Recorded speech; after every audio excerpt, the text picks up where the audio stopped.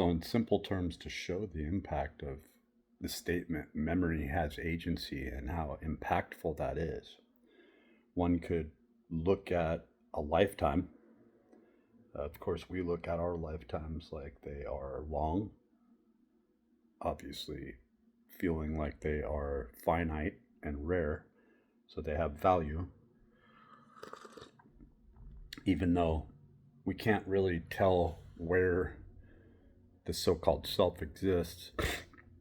It's alluded to that the pons that leads up to the brainstem, right, and really controls respiration and many other things, has been referred to as this ganglionic mass behind the solar plexus, and more, um, I'm going to say arcane or esoteric traditions, because I will include the Masons in that. In fact, they kind of play in a center point where they play between science, mathematics, the Godhead, geometry, and of course esotericism. But to say that if one could control the job or the occupation or the learning curve that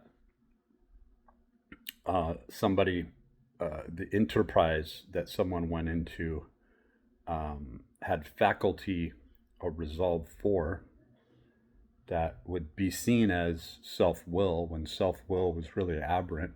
The only thing that was available was item A, this particular pursuit, this particular specific, I don't know, class, mentorship program, available job, or a place for available resources, i.e., the place that that Michael Levin calls everything's trying to survive, basically. So this is what's going to get me closer to my survival, right?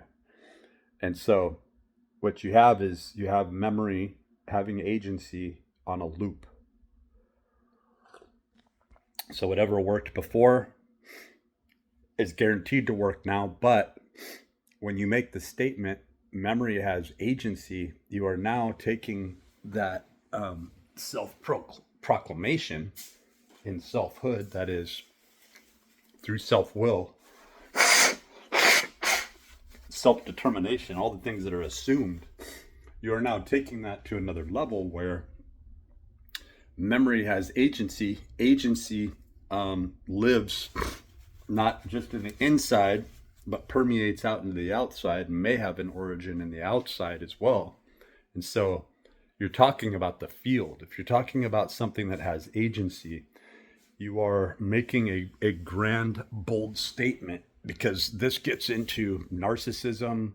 This gets into whether or not somebody really has agency and is real themselves, what free will or self-will is, right?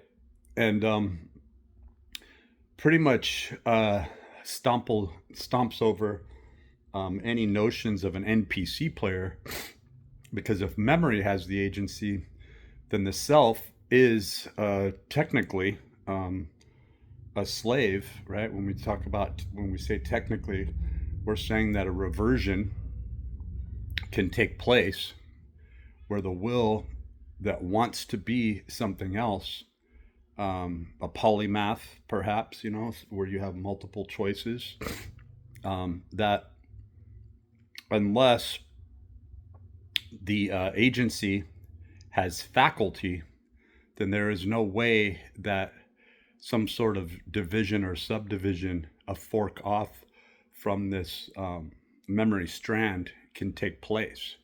And that memory having agency is not a small statement. So it's a memory. How long of a memory? When did the memory begin? When did it end?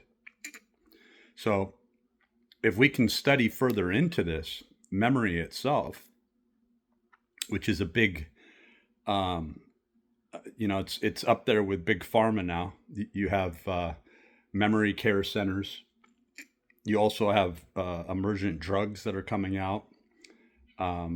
You have many different classifications of this that mainly deal with the elderly and brain injuries.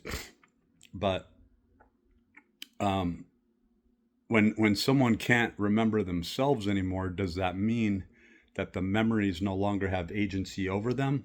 Or does it mean that they have to tether back into memory of the self having agency, or they no longer exist?